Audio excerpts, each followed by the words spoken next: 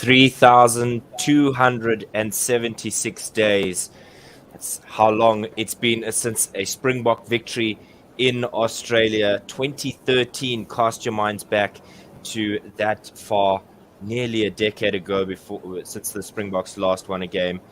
But we are bringing this game to you live from the Adelaide Oval. It is One World Sports Radio. My name is David Midgley, and alongside me for the first quarter of this game will be Otto Simon. He's just finishing up some technical things. But this game, Otto, has the makings of a wonderful encounter. The Springboks trounced in their own backyard in New Zealand, whilst Australia came up short against a tenacious and a vibrant Argentina side. So both sides looking for a win here off the back of handsome defeats.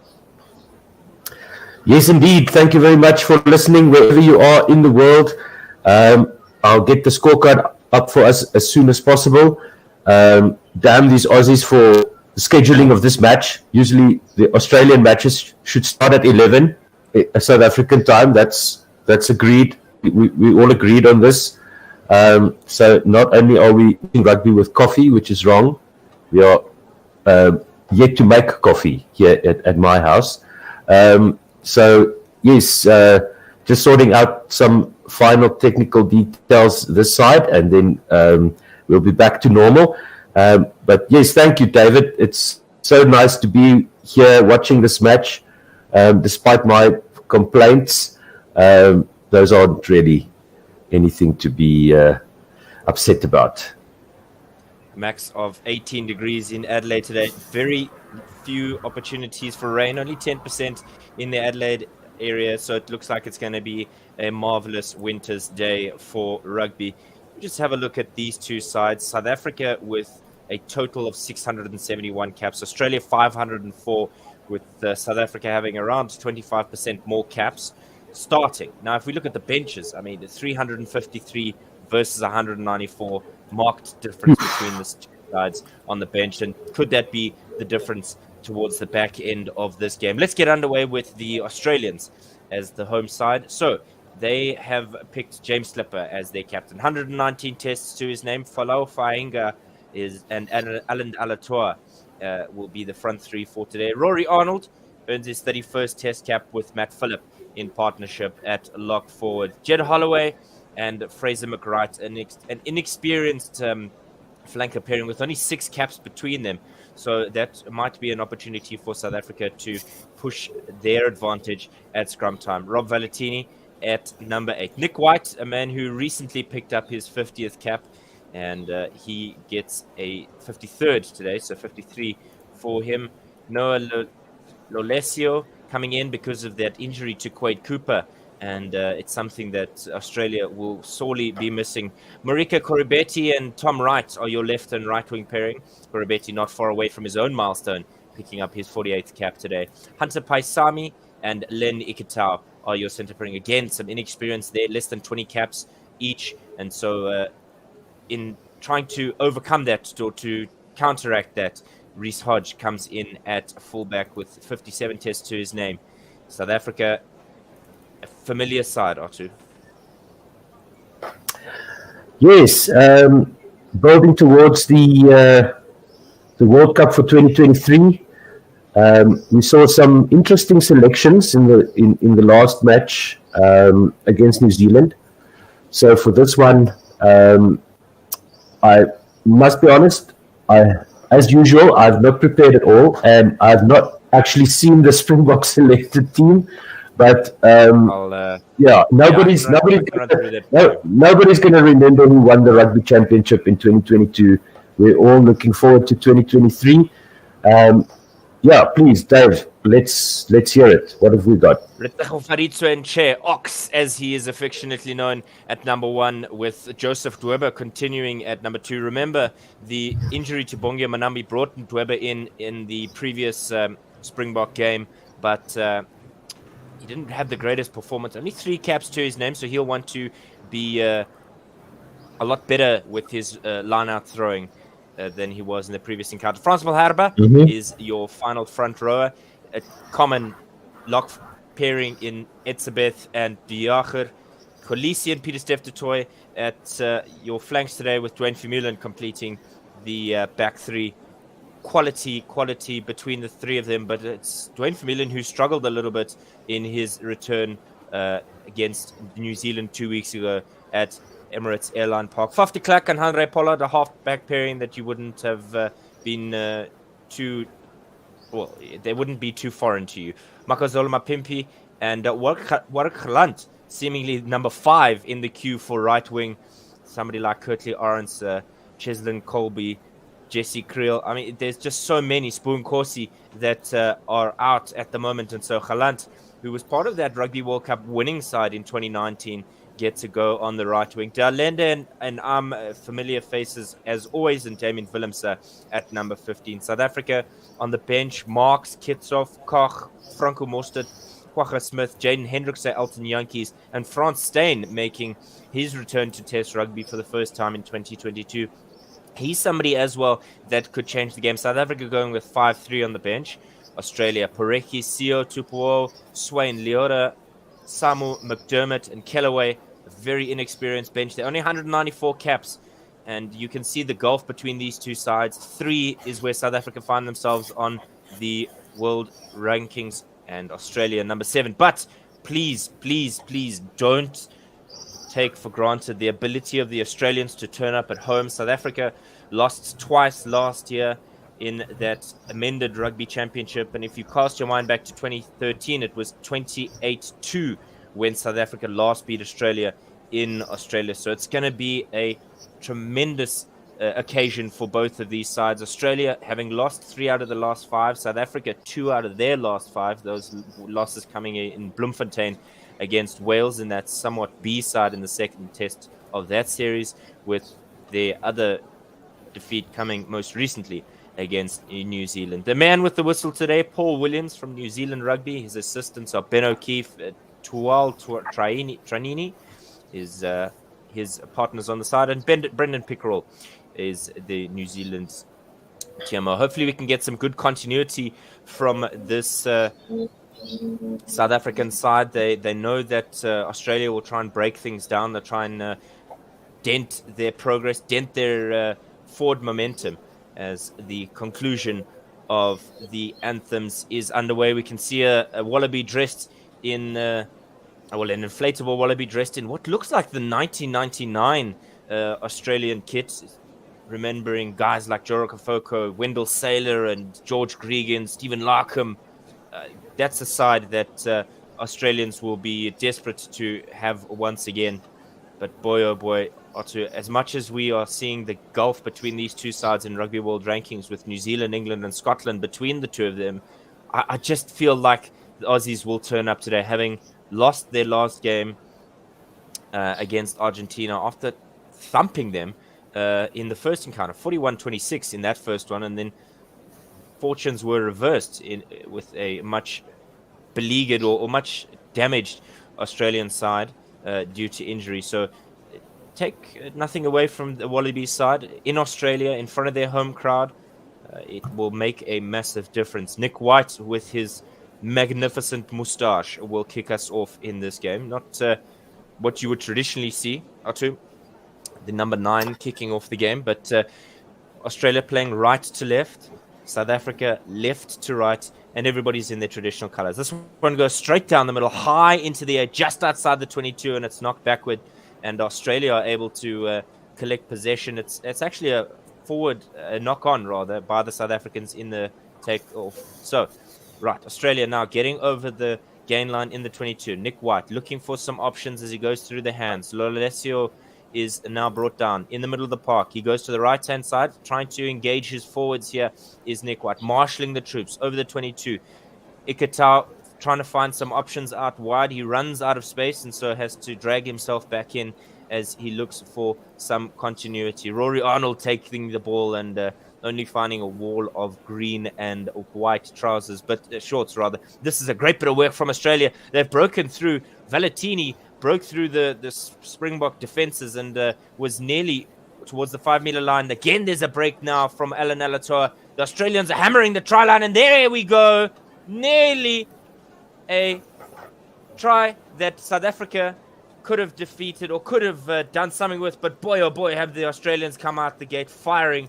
Then Australia 5-0 up inside the first 5 minutes of this test match. I said to you, don't underestimate them, but oh my goodness me, did they hammer the Springboks early. No time to settle. Yeah, absolutely magnificent work here from Australia, from the kickoff, clinical, and punching through the middle, just into the right through the defenses of the Springboks. No excuses there for the Springboks. That was just missing tackles, slipping off tackles, and the Australians are in the lead 5-0 in the second minute of the match. Fraser McWright getting his try there. Only his 5th test. A man who's sporting a mullet and a moustache, epitomizing culture today. It's an interesting decision, but nevertheless one that he sticks with, and it seems to work for him. I mean, the scoreboard hasn't even started, or the timing, the clock that we're used to seeing at the bottom of the screen hasn't even begun because they're deep in South Africa. So we are going to bring you every single moment of this game, and you know that you will be looked after. So time for Noah Leolesio to get himself on the scoreboard as well. Slots it, easy stuff for him, and Australia goes 7-0 up in this first of 2 encounters between these two sides. Remember, this is week number 3 of Rugby Championship in 2022. Both sides one apiece on the scoreboard in terms of points for Rugby Championship. Right, Pollard gets South Africa underway. It's a high-hanging kick to the left-hand side of the uprights, and Australia can take it through Reece Hodge to head up towards the halfway line, rather. Great bit of work from Australia. They absolutely have come out the gates firing. Over their 22, they go. Nick White in the pocket for Lelesio. Lelesio thumps it down the ground and trying to find some space at the back, but Pollard is awaiting nicely for him. Gets over the halfway line, makes some good meterage before he's hammered by Alan Alatoa just over halfway. Now the ball goes through the hands of the South Africans. Cross kick attempted there, and that failed spectacularly by Willemse, and now South Africa are having to pick up the pieces as James Slipper, 119 test caps before today, collects that one. South Africa are all at sea, Otto. I don't know if it's jet lag or whatever it is, but now they're having to defend once again. Hunter Paisami in the middle of the park, and he's brought down. Nick White looking for Matt Phillip, his lock forward. Again, this youthful experience of the Australians just blowing the Springboks away. Switching directions now to go towards the top side of the park. Having to decide what's going on, where they're going, where they're moving. Again, Valentini brought down into contact. Nick White chips it over the top, trying to find some space behind the Springbok defenders at the back. And Andre Pollard collects that one, dots it down, so it'll be a 22-meter kick out. 5 minutes in, Otto Simon. Whew, I'm out of breath. And apologies for that, Dave, because I'm still sorting out stuff on the side. But you're absolutely right. The Australians are just hammering away at the Springboks, putting them under pressure, forcing them into mistakes at this point. So 5 minutes gone, Australia lead by 7 points to 0. And the 22 dropout by Andre Pollard comes to the middle of the park. Or the goal line dropout, I should say. It must be a shift in the rules. Nevertheless, we're still with you. Fraser McWright in the middle of the park, brought down, and he's only got some support from Jed Holloway. There's nobody really in support, but the Australians are not actually committing too many numbers to the breakdown, and so they've got plenty waiting there to try and get some way through the Springbok defense. Early tackle there from the Springboks, and I'm impressed that they haven't been dealt with. There's a turnover ball, and that's exactly what I was looking for. I was waiting for the whistle from Paul Williams because it looked like South Africa were offside, but it turns out it was a high tackle from the men in green and gold, and so there'll be another penalty to Australia. It's early stuff here from the Springboks that is preventing them from getting possession of any kind, as Australia go right in front of the poles for that penalty goal option. Yeah, that's that Dave what Richard does to you. We'll be happy. No, No, not at all. Dave Rennie there, the Australian coach on our screens, he'll be very happy with the start. Australia are in control in Adelaide. Absolutely. Elmarie Gous is commenting on Facebook. She says, thank you. Well, thank you, Elmarie, and thank you to everybody who is joining us. Remember, you can find us on Twitter at OneWorldSR. You can find us on YouTube, One World Sports Radio, and Facebook as well. Like, share, and subscribe because we want you to be a part of our commentary team. So tweet us at OneWorldSR. Mention to your friends that we bring you every single moment of Rugby Championship 2022. Next week's game, 25-12 in the afternoon for South African viewers. This one is slotted all too easily, and Australia go 3 more points ahead as they head towards the first 10 minutes of this game. It's 10-0 up, and Australia have absolutely blown the Springboks away. They talk about the 7 side for the Springboks being the blitz box, but this has been blitz from the Wallabies in their home stadium here of the Adelaide Oval, traditionally used for cricket, but today making a multi-property usage as a rugby turf. Right, inside the 22 are the Wallabies, having to go to the short one for a setup, presumably for a box kick. Will they go again to the forwards? No, there's almost certainly a box kick coming here from Nick White. Thumps it high into there. It's hanging just inside his own 22. It was their original position for the kick. Duane Vermeulen hammered back over his own over the halfway line, but again the Springboks not rolling away and punished summarily. This is a horrendous performance so far from the Springboks. They look shell-shocked, they really do, because from that tackle on Duane Vermeulen by the massive Marika Koroibete, there was no way in which the Springbok number 8 was able to get down, roll and turn to give the ball away to his supportmen. And other than Pieter-Steph du Toit, nobody was anywhere near. And so because of the incorrect joining of the ruck, South Africa now pushed further onto the back foot as Australia kicked this one into touch on the near side of the park. 10-0 at the 8.5 minute mark, and Jock Nienaber need not panic, you might think, but it's not looking great. I mean, if your plans are going sideways so early in the game, picked up after a horrible throw there off the line out by Valentini. He's taken into contact, and Fraser McWright tries to pick and go, but he's smashed backward by Siya Kolisi. Again, an attempt by Falo Fainga to pick and go, but not finding any way through the Springbok defense. Something that has been common of the Springboks is resolute defense, but it's something that can also cause some upset when you rush the fence and try and find some stuff to turn this game over. And that's exactly what they've done. An immediate turnover ball, and South Africa hoof it into touch at about the halfway line. So 9.5 minutes gone in this first game, and South Africa finally have some go forward momentum because of that steal from the ruck there. Thank goodness for that. Drinking castor oil. This is horrendous. Right, immediately, quick turnover ball not quick turnover ball, but quick throw in there from Australia. They're not messing around. They clearly want to play a pace that the Springboks are not comfortable with. Siya Kolisi turning over the ball, and so now South Africa have the ball, and what do they immediately do? Punt it away because they thump it into the corner of the Australian 22 as Marika Koroibete gets the ball and then hoofs it into touch. This is a journey for the Springboks because it's not one that they wanted to be a part of. It's a great bit of work from Australia to just come out flying and just control the game without the Springboks even realizing what's happened.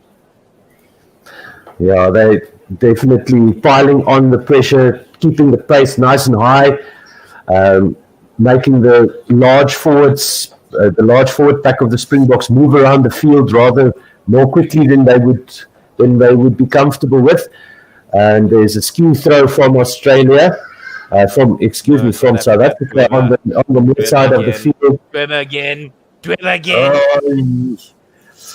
So that's a lot of frustration here from us as South African fans. If you are a Wallabies fan, let us know where you are listening from, and some grimaces on the faces there, Lotte Jager. just not going to plan for the Springboks so far. 10 minutes, 11 minutes gone, and it's 10 to Australia, 0 to South Africa.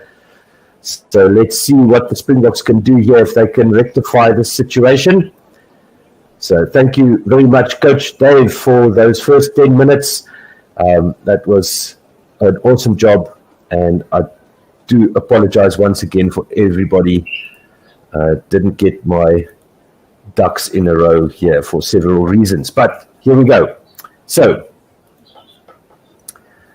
Malcolm Marx bit of is treatment in on picture. Joseph Dweba. So it's a blood replacement here because Dweba somewhere in contact has opened his eyebrow. You know, it's that small cut above the eyebrow that bleeds profusely. So Malcolm Marx coming on as a blood replacement, but maybe Joseph Dweba should watch a little bit of boxing. You know, you got to get the Vaseline so that you graft, but not part of the South African preparation.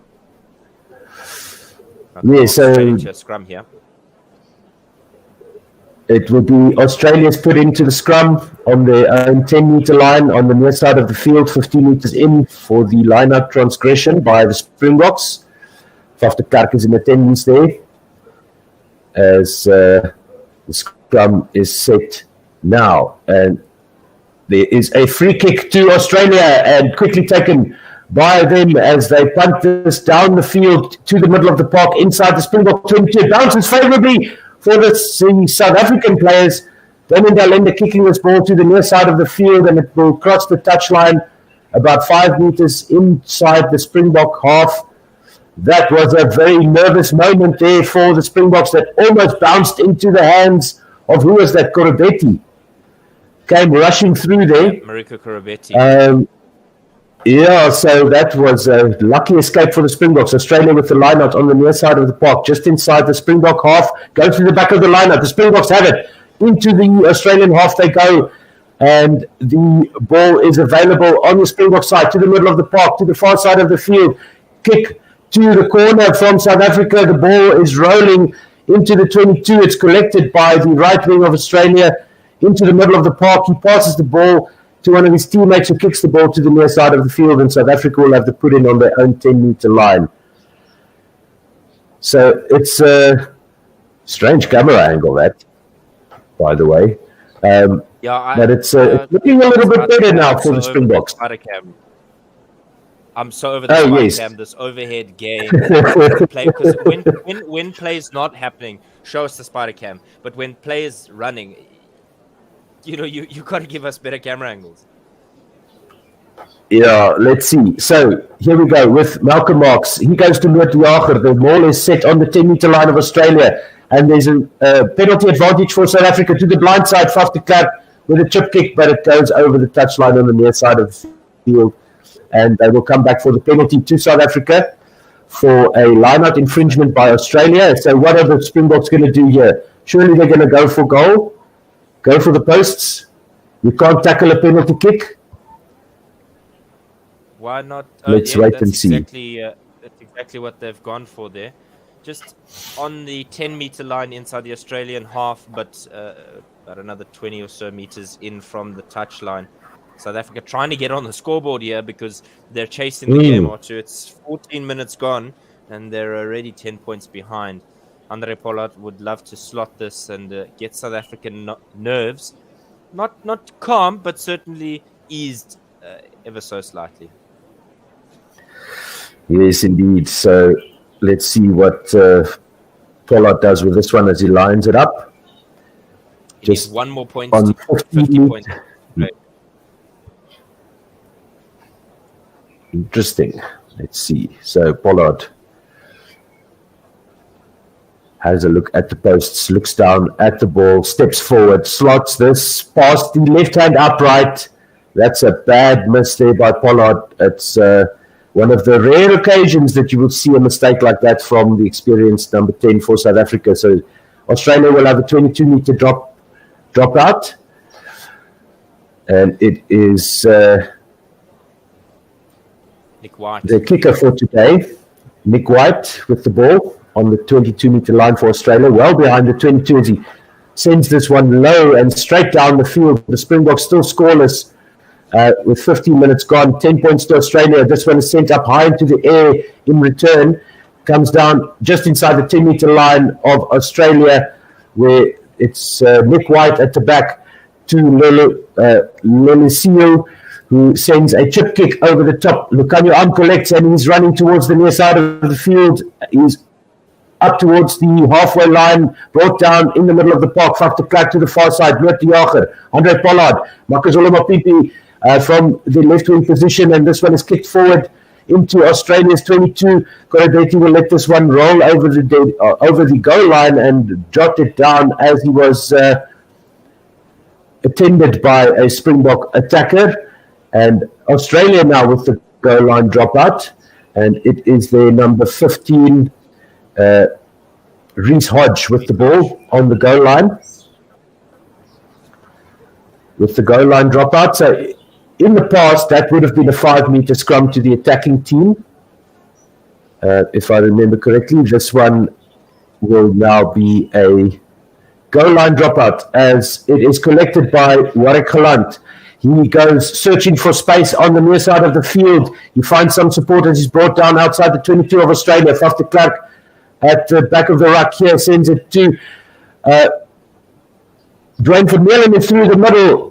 Faf de Klerk is there. He gets the ball from Vermeulen and is brought down immediately. There's a knock-on advantage to Australia as they have the ball now. Nick White sends this one to the far side of the field from the middle of the park, inside his 22, collected by Makazole Mapimpi on the far side touchline. He's looking to step through some defenders. Springboks are there to help him as the ball is smashed back by Australia, but Faf de Klerk has it once again into the hands of Etzebeth, close to the 22 of Australia, just outside the 22, 15 meters in from the far side touchline. The ball now out into the back line.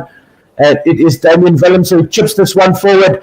Oxen Chair collects. He passes it to Lucanio Am, who goes to Noot de Jager, who's 2 meters short in the middle of the park, and the Springboks are over the line. But there's a penalty to Australia for going off their feet by the Springboks. Yeah, it was a great bit of work from the Springboks. It had some momentum held up there, but fantastic tackle by Reece Hodge holding Noot de Jager. And then it was, like you said, the Springboks not behaving at the breakdown. A bit of work there. It was handoff from Ox to Lucanio Am and then to De Jager. But boy, oh boy, was that a very different Springbok side. And maybe trying to match the Wallabies a little bit in terms of pace of game and try and play them at their own game. Not working in the end as Reece Hodge will have a penalty inside his own 22. Yes, indeed. Reece Hodge with the ball inside the 5-meter line of the Australians. What a relief there for them. They still have the Springboks scoreless. The ball is kicked over the touchline on the far side of the field, and the line-out will be set by Australia just outside their 22. They go for a quick-ish throw, but it's collected by the Springboks. It's Frans Malherbe over the 22. He's got help there from his teammates. Faf de Klerk passes the ball to the first receiver, and it's lost by South Africa, and clearance kick by Australia, but there was a knock-on by Australia, says the referee, and they will be brought back for a scrum just outside Australia's 22, about 10 meters in from the far side of the field. So 19 minutes gone, 10 points to Australia, and 0 points to the Springboks. Just notice that our flags are the wrong way around because the home team, of course, should be on the left. So let me fix that quickly. So if you're watching along with us, that is Yeah, we'll fix that. Not a problem. Springboks now with a scrum time. A scrum in which they would certainly want to drive the momentum here because for the moment they've been sitting as backseat passengers. 48 tackles that the Springboks have made compared to 17 of Australia, and shows how absent South Africa have been from possession. Dialende with Pollard in support on the overlap. He tries to hand it off and it goes sideways in the worst direction, and so Springboks will go back to where we were. There was a penalty advantage from that scrum, and so the Springboks will have another opportunity to go at that one. Great bit of work there from the Springboks. A little bit of collapsing, and it seems that there has been some misbehavior as Ken, the legend Borland, joins me for the second half of this half. Ken, it's not been a great start by the Springboks, has it? It's been a shocker, but the only thing that was missing was a card. They missed the kickoff. Their first line-out throw was skew. Their first scrum was a free kick against them. We've seen drop passes, aimless kicking, so many missed tackles. Yeah, Andre Pollard missed a penalty kick as well. So it had it all. A very poor start by the Springboks. What do you put it down to? Just the pace of the game by the Wallabies? Well, certainly the Wallabies did start at a very high pace. I mean, it helped that they claimed the kickoff and a wonderful multi-phase movement by them. A great start for them, and they've just rode that momentum with that try in the second minute. And he shanked it. So South Africa, 2 penalties from 2 have been missed by Andre Pollard across that left-hand upright, and Ken so rightfully put it down to Australia just getting the basics right. You know, you have to make sure you get the kickoff right. You have to throw straight, and you have to scrum correctly, particularly early doors. Right, Willemse, now with the ball, he goes with the chip and chase, and he wants to see where he can find some opportunities. He doesn't, and finds the man in gold. As South Africa getting the penalty there, Ken, because of a bit of obstruction there by the Wallabies. It's something that I seem to have picked up earlier, but now only the Kiwi ref, Paul Williams, picking something up there. In modern day rugby, there is so much of it, especially around the Springbok kicking game. Teams do try and protect the receiver of the ball by having lots of guys standing, blocking the Springbok chasers, which is fine as long as they don't change their line, as long as they don't step into the path of the chasing Springbok player. Well, Andre Pollard's pretty much in front of the posts here, but a fairly long way out from just inside the 10-meter line of the Wallabies. Let's hope it's third time lucky for Andre Pollard. Yeah, hopefully he can hit it for 6, because, like I said, traditionally, Ken, this is a cricketing ground for the fans of Adelaide.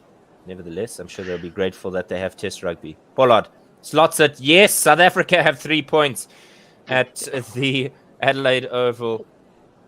South Africans in their numbers in Australia. Remember, it's almost like little South Africa, because that's presumably why the Australians got tired of playing in Perth, because every time they went there, it would be all South African fans and very few Wallaby fans. Although the Wallabies still used to win most of the time. It's a rough stuff for South Africa in Australia. Nevertheless, again, the Australians are claiming the kickoff, but this time South Africa able to retain it here and thrown out into the ether by Etzebeth. It goes out to Galant, who is chucked into touch by Marika Korobetti. Quick throw by Nick White, and the referee saying, oh, slow down. Not so fast. There's going to be a conversation here between what looks like the man with the whistle, Paul Williams, and perhaps Ben O'Keefe. Great bit of AKA beast stuff there by Malcolm Marx to keep Pieter-Steph du Toit aloft there. Goodness me. I see Joseph Dwebe has still not returned to the field after going off to have a cut treated. I make it 12 minutes now, so presumably Malcolm Marx is now a permanent replacement at hooker. South Africa turnover ball there. Great bit of work there by Diache. Space now for Pieter-Steph du Toit to try and make his way over the 10-meter line. And as you say, that Weber is now back once again on the park. Pollard, high hanging kick from him just inside the Australian half. Can Mapimpi get it? No, it looks like he might have been blocked, and it is. It's a penalty advantage for the Springboks. Dalenda getting over the 10-meter line, but he's immediately swarmed by men in gold, and the whistle is blown. South Africa are saying This has to stop. The blocking, the not releasing the man at the breakdown, and certainly no absence of conversation from Faf de Klerk to referee Paul Williams. Yeah, that was pretty clear. The Wallaby tackler there, Hunter Pasami, good tackle by him, but he never released cleanly. He was straight in on the ball to stop the recycle in a promising position for the Springboks. Well spotted by the referee.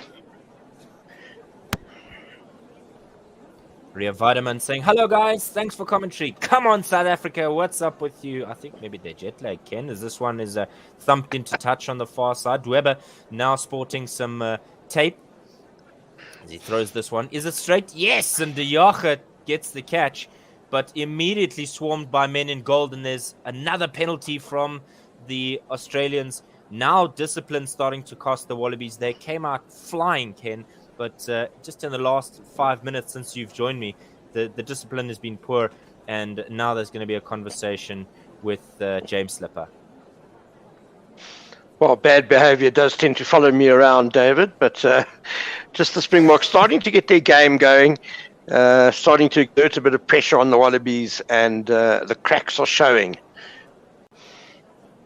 Yeah, I imagine Pollard is going to kick for touch here. He does that, and so it'll be a 5-meter line out for the Springboks. Maybe that extra bit of tape has straightened out the vision of Joseph Dweba to be able to throw it with pinpoint accuracy. Something that we saw in the previous game was they were trying to give him first jumper to give him the opportunity to keep the ball. But there's an opportunity here. The ball went out to the Australian goal line, and the TMO is going to have to be brought in here. Etzebeth raced to try and dot the ball down, and I think they're not quite sure about what Dweba has done there. Has it been a knock-on? Has it been the Springboks that have touched that down behind the goal line? Is it Australia that have touched it? Ken, what have you seen there? Well, Australia stole the line out. For me, the throw was a bit low from Joseph Dweba, so it was tapped back on the Australian side, and Eben Etzebeth reacted so quickly to get up and put Nick White under pressure. I think Nick White has just about got the ball down before Etzebeth got his hands on it. But it is going to be a 5-meter scrum to the Springboks. This is going to be a game changer here, Ken, because if the South Africans can exert some pressure here, all the forwards tied up in one region. Oh, and then the referee Paul Williams saying, hold on, fellas, slow down. Faf de Klerk taking the opportunity to tie his shoes. Yeah, it's not a surface that was traditionally designed for rugby, so it will be difficult for traction, perhaps. Yeah, the Wallabies are? Yeah, well, they're traditionally very tricky at scrum time. They duck and dive, and a very clever side when it comes to that set piece. So no doubt they'll be taking advantage of the cricket field. Yeah, and the cameramen here, Ken, are using every possible angle available in as many options in a shorter space of time. South Africa now pushing hard, and the scrum is wheeling. And there's going to be a discussion here from the referee. 90 degrees is where they were going, and it's something that pundits were talking about ahead of this game, Ken. You know, the Australians, like you said, duck and dive and wheel, and that's exactly what they've done there. Yeah, and it's difficult for the referee sometimes to decide who's at fault when the scrum wheels so much. You sometimes see the attacking side get penalised for it. So South Africa will want a stable scrum here, and perhaps a move off the back. Duane Vermeulen speaking sternly to the rest of the pack, while one of the Wallabies gets some attention. Yeah, it looks like, is it Falau Fainga? I wonder if he's the man. Like Joseph Dweba might be sporting some tape very soon. Do you think that's something that some of the players do preemptively? You think the Frans Malherbe is always taped up? Is it just to prevent himself from picking up those types of cuts that would take him off? Yeah, interesting one, David. I mean, some of the taping is for the strapping that they have for if they jumpers, the supporting. Yes. I mean, they strap on great big, they're almost like handles on their legs. Yes. Other it is for pre-existing injuries. But I think some of the time it is if they have a problem with sweat or when pre-existing little bump or something. Yeah. As we make our way towards the half-hour mark, 28 minutes, 26 seconds gone. It's 10-3 to the Wallabies, but the Springboks are knocking quite loudly like a SWAT team on the door of the Wallabies here. They've got a 5-meter scrum. It's been reset once. And so let's see how much patience Paul Williams will have for the Wallabies and their tactics at scrum time. The call of set now coming. Overhead shot here. And referee not unhappy yet, but the Springboks again. The wheel comes. Vermeulen pops it out at the back. And again, referee Paul Williams not happy. And Springboks taking it quickly. Vermeulen centimeters short of the try line. De Klerk is going to go to the blind side. He's got Ox and Pollard there with him. Ox hammers through. Can he get over? Can he dot it down? Is he dotted it down? No, it's frustrating. Celebration for the Springboks, and it's not. It's held up short. Ken, stressful stuff. Whew. Yeah, well, Australia clearly pulling out of that scrum, and the Springboks rightfully getting the penalty advantage. And I fancy the Wallabies did not retreat when South Africa took a quick tap of that penalty. And I think we might well see a yellow card here for that. Yeah, Tom Wright going to the sin bin. The number 14, right wing for Australia, is going to go have a seat on the bench for the rest of this half. And just the rest of this half. We come back with seconds on in the game. Right, so Ken will take us through the final 10 minutes in play-by-play as the Springboks. Will they tap and go, Ken? Or will they once again look for the big 8 to get involved in a scrum? It looks like they're setting up for another 5-meter scrum just to tie in the Wallaby defenders. Oh, he was way offside. Starting way offside. Not even anywhere close to trying to get back. He's sitting in the pocket of the Springbok there. So the Springboks starting to get some traction at scrum time. This is now the third time they're packing down on the 5-meter line of the Wallabies, 10 meters in from the left-hand touch line. And we're going to have another reset.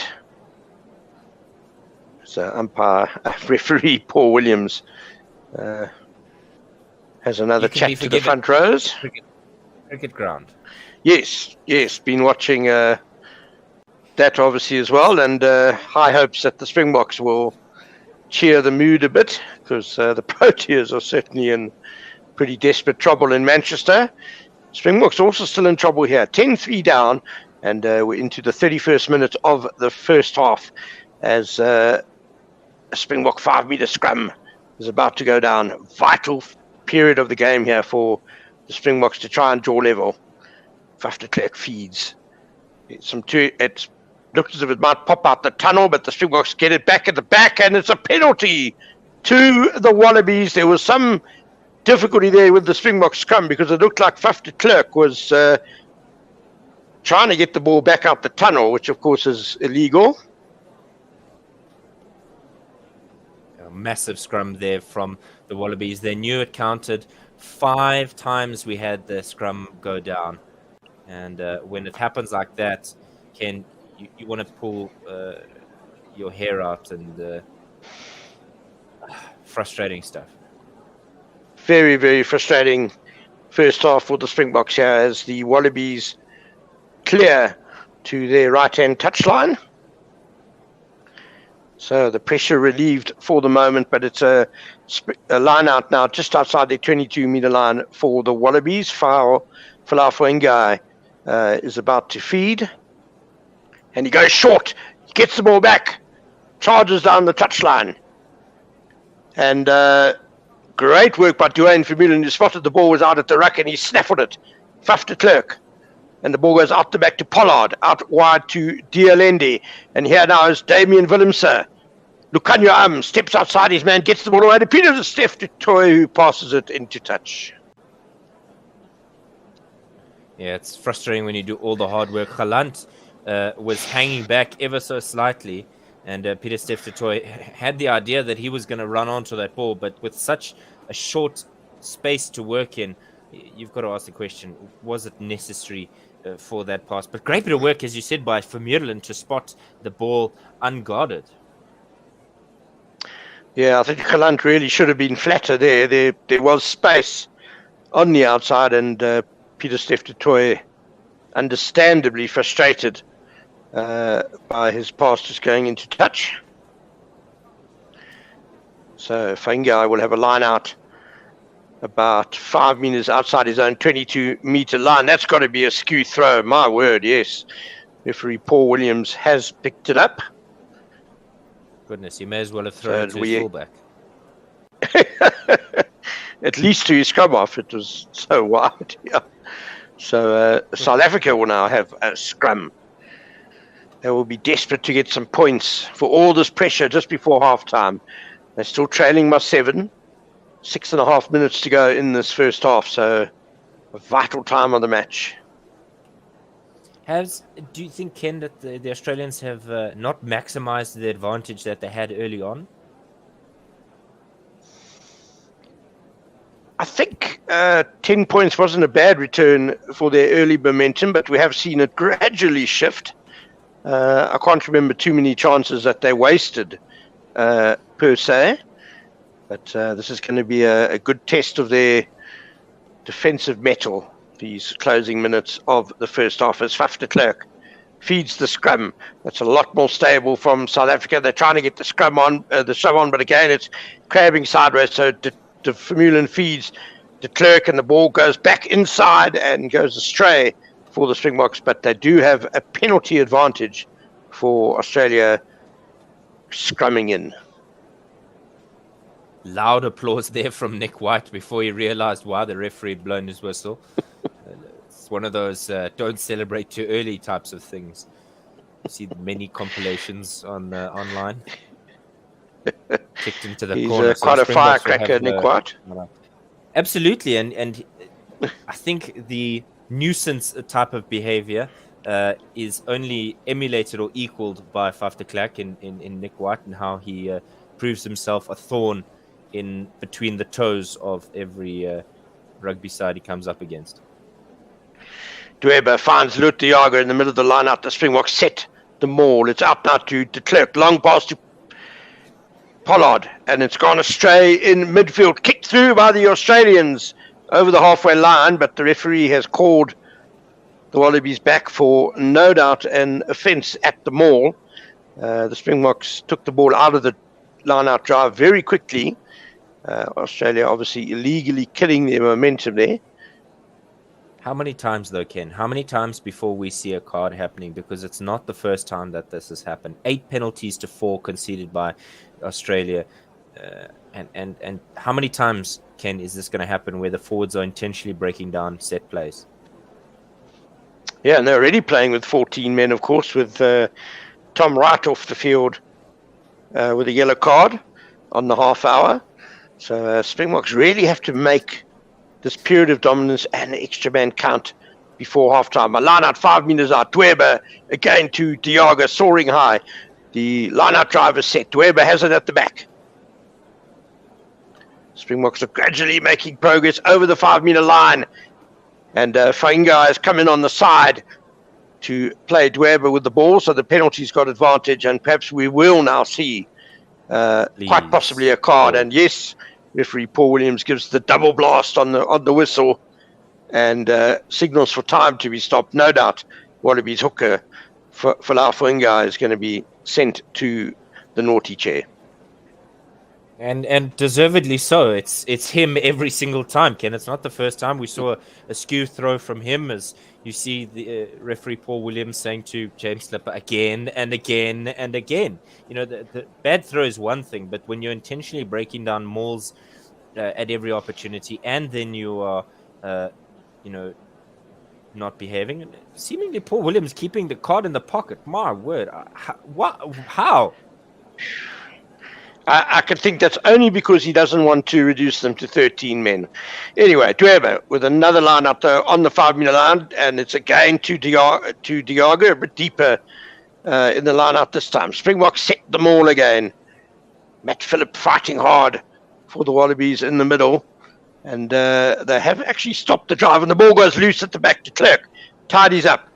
Out wide to Lukanya, and lovely wide to Mapimpi. Oh!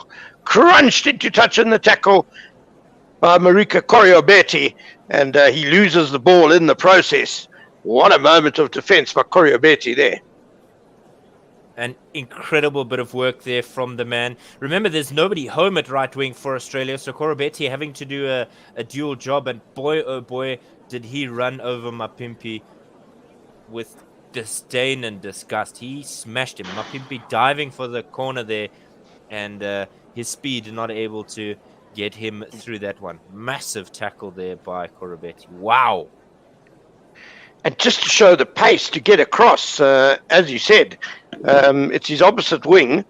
And as you say, Australia down to 14 men. So that is a really noteworthy piece of defensive work by Marika Coriobetti, who is one of the players Australia are using under the Gito rule. He's based in Japan with the Wild Knights, same team as Damien Dialendi and Lut Diaga, but one of the three players Coach Dave Rennie is allowed to use who are not Australia based. So there's going to be a Wallaby scrum, 5 meters from the try line, 5 meters from the touch line. It's going to be their feed though. Still 90 seconds left on that card. South Africa not really making it count here, it seems. Yeah, it's been for all the frustration of the Springboks not taking their chances. You've got to admire for the Wallabies for their slipperiness and their guts and determination in ensuring that the Springboks have not scored these last minutes of the second half. A minute and a half of the first half, apologies. A minute and a half still to go, though. And Australia have the feed to the scrum, though.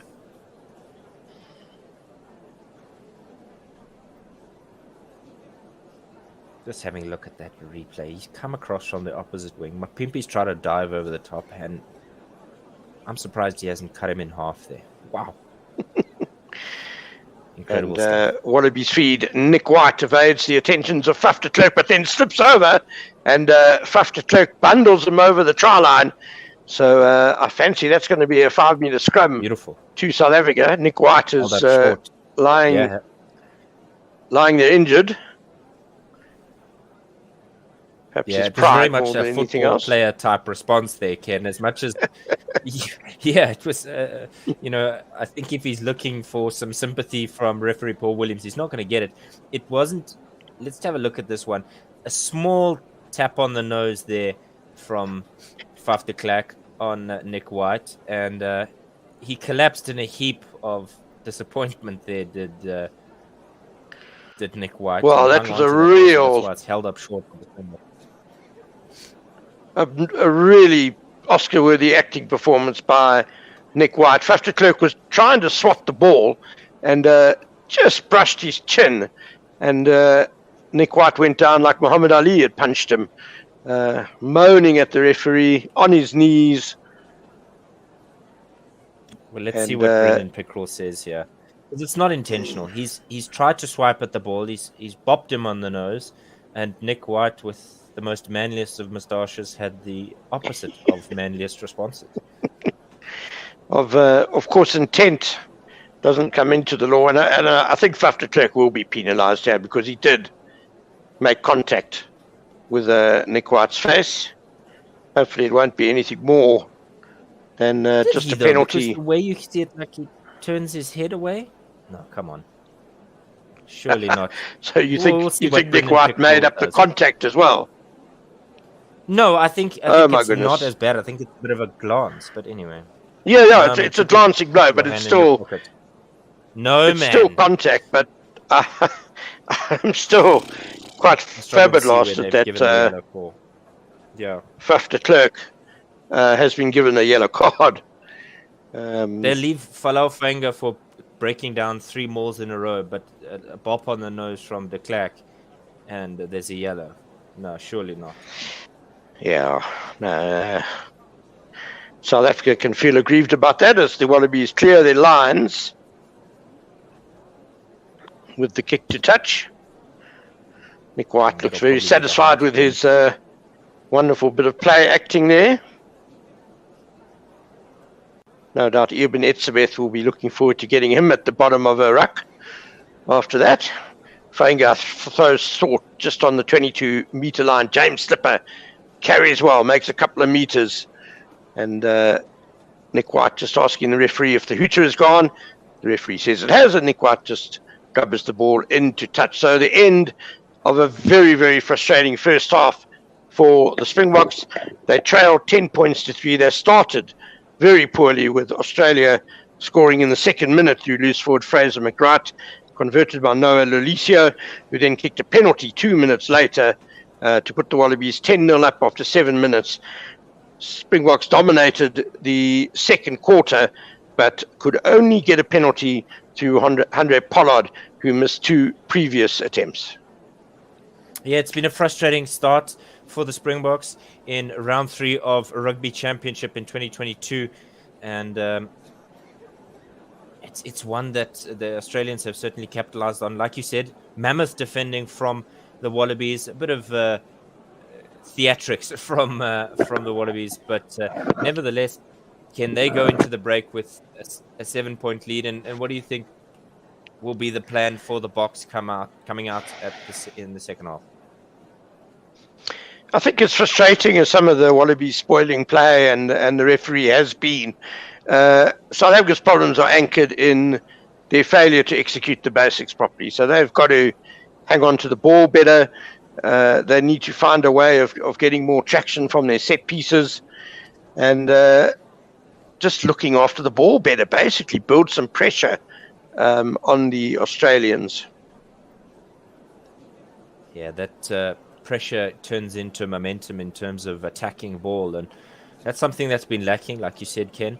If you don't get the basics right, even at test rugby level, because I think the idea from some fans is that you've got to try the fancy things and new plans and wild tactics, and at the end of the day, if you're not throwing straight at the line out, if you're not making sure that you retain possession in contact, well, that's schoolboy rugby types of errors, and South Africa needs to remedy that, particularly coming into the second half.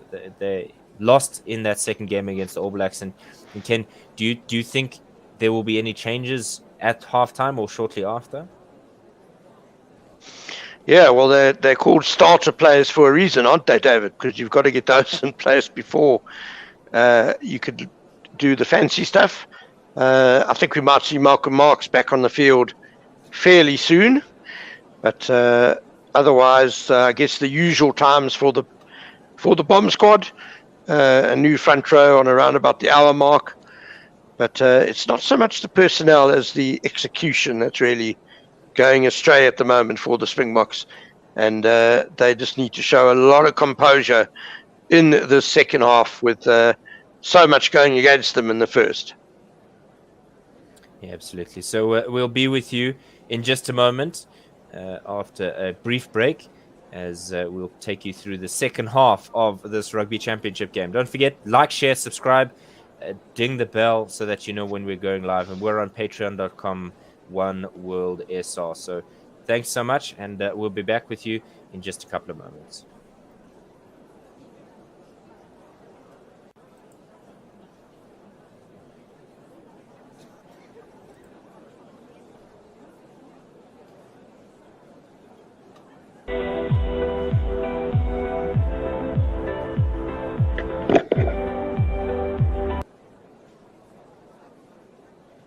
Only hope. Tyler, your rating of these kids, you're an Arsenal fan.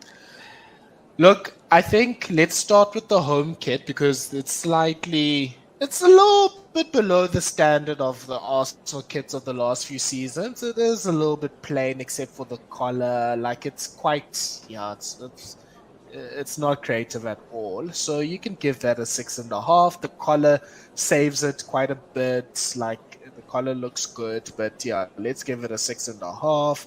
The away kit is great. It just might be it might be the best like singular kit I think in the Premier League this season. You can wear it anywhere. It's nice and versatile. You're an outside, inside, day, night. It doesn't matter.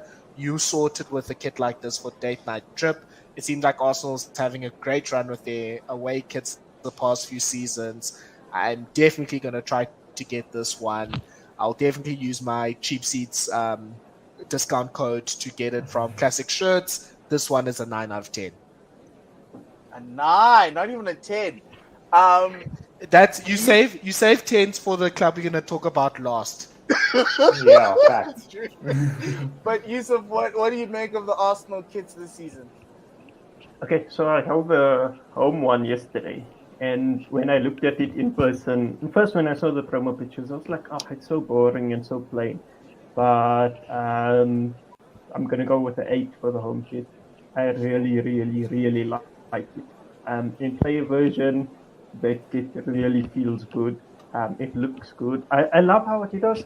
I don't know if you guys seen at the bottom of their jerseys on their player version. If you put the picture up again on the away one, you can see that cut of theirs at the bottom. It's like rounded, and I really love that.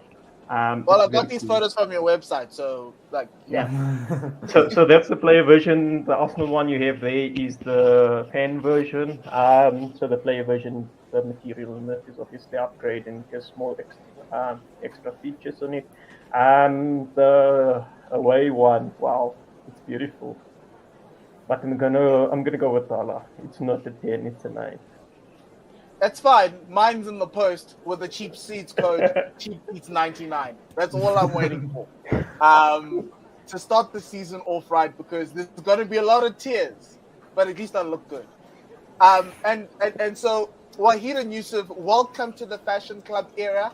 We've been waiting for you, and so we'd like to welcome you with these beautiful, beautiful kits. Just know that when United lose, at least you'll be looking good. Wahid, what's your rating of your set of kits? So I must be honest, when I first saw the home kit, I didn't love it, but since I've seen it on the players and then playing in it, it has grown on me quite a bit, and I think I go with 7.5 on that home kit. It's very, very nice, but I'm not entirely certain about date night with that kit.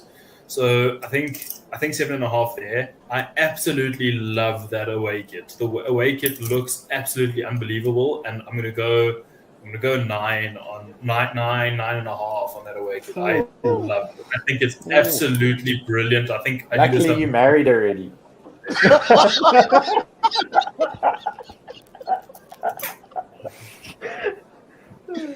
We thank. You are well done, and I'm sure your wife will like you wearing a white shirt on a date.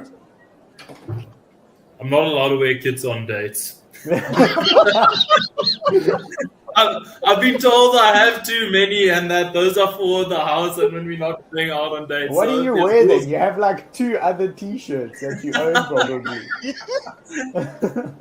I've been told I have too many of these things and I need to wear other things when we go out properly. So Yusuf, you're wearing the white kit. What do you think of it? How does it feel? Is it a 9 or a 9.5? It's a 9.5. Let's start with it. 10s are reserved, as we were told, so let's keep the 10 away. No, so I don't know if you can see, there's like a little print on it, right through the shirt, and then it has that pin stripe on it. I really, really love this shirt. I took the first one I got. The design on the collar looks nice. I know there's references to LA Galaxy had a white kit with blue design, with blue and gold like this or whatever. But it's nowhere near the same thing. And then the stripes reference to the 99 away shirt. I really, really like that as well. Just feels great. The badge isn't too big. Isn't the badge too big? That's what I was worried about. The badge. I didn't want the Takes it black away. edge of the badge. That's why I put it below the Arsenal. I think it was the 99 one again.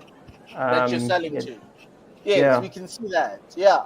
But I Yeah, don't so it was in reference to that badge, and then you can see the stripe on there, and then the badge had the black around it. So, yeah, I think it's poised. Hey, Arsenal fans, do you remember that kit? whoa. Villa Park, semi-final replay, Ryan Giggs cutting you to ribbons. Okay. And then the home one. The home one just reminds me of the 99 one as well. With the collar in that, and I absolutely love it. So 8 for me for the home one, and 9.5 for the white one, the away one. So Tala, Adidas is effectively telling Manchester United fans that they must remember the treble year because they're not going to get much. Look, I mean, it's great that they're wearing the home kit in commemoration for Ole. They manage. Oh, sorry, that's over. But no, I think it's a good. It's two really good kits. I think I'm same as Wahid. The home kit, I didn't like it at first, but it grew on me a lot when I saw it on the players. Yeah, like it's sort of got that. It's a cross of two worlds of like the vintage and the new, and so it's doing that really well. So I think that's probably a 7, and let's give it a 7.5 out of 10. Because of the badge, I think the away kit falls just below Arsenal, and the problem with white or doing the white thing is that obviously Liverpool did it so well last year. So unfortunately, United fans have to be compared to Liverpool. So yeah, I'll give it an 8.5. I think it's a really good effort, and yeah, welcome to the Fashion Club era. It's really nice to have other clubs in it too. Okay, guys, now we're going to just do a quick fire. I'm going to put up some notables and we'll go into some of the European clubs as well. Just quick thoughts on what you're thinking about these teams. So I just went around the Premier League, looked at some kits, and I came out with the ones that I liked. I like that Crystal Palace one. I think it's great. But then I don't know what's going on with Everton, and we can then see where Newcastle's getting their money from. Wahid, which kit do you think is the best out of these three? Oh, none. I don't like any of them. I think they're all rubbish. Hey, look, Everton's fans are in for some tough times, yeah. Tala, out of these three, who do you think is going to have the better season? If we judging it on the lack of quality in shirts, then Everton might be in the top 6 again this season. But yeah, it looks like I think this is gonna be the shirt they wear when they're officially relegated this season. You'll see that when like Michael Keane and the boys are holding their heads in their hands and they're all sad and crying, all that sort of stuff. No, it's not a good kit. I really like the Crystal Palace one. I like sort of the coloring in vibe of it. It is quite like it's a good concept. They nailed it. The blue and red you'll never go away from that. And I mean they also have a black third kit, which I didn't want to bring out here because I think it probably could rival to be one of the best. So need to go. I think Crystal Palace is getting into a bit of a phase now where they're trying to look cool. They're trying to distance themselves from the Roy Hodgson era. Uncle Patrick is dead. The types of players that they're buying, I mean, there's clearly a theme. So, I think they're trying to be in their drip era, which is really nice. So I think the Crystal Palace one is the best out of that lot. Look, Saudi Newcastle, hey, man. They have to pay the piper somehow. Actually, you know what? High key, it could be a great Proteas kit. Great Proteas test kit. That's what we should do there. Actually, maybe the Saudis could sponsor Springbok away kit. Springbok away. Okay, Dean, looking at the other set of kits, Southampton's away kit looks like another aquamarine. So too, I don't know what West Ham are doing with those sleeves, but Bournemouth are coming back with a very, very interesting third kit.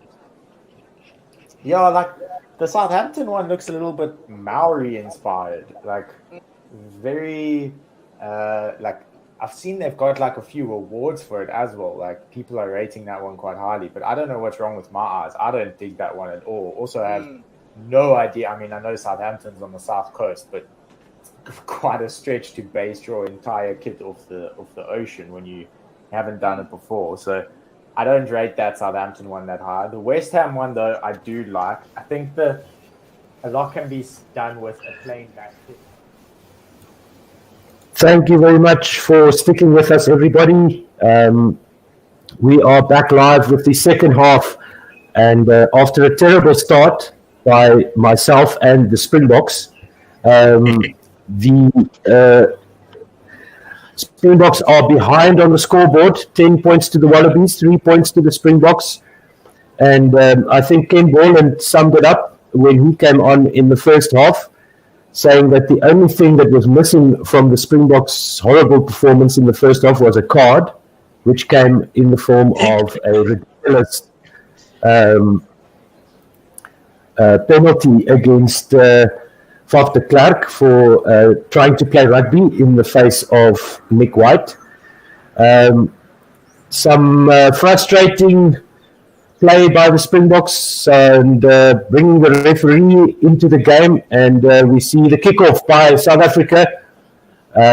It goes to the near side of the field into the Wallabies 22, and it's Nick White with the pass.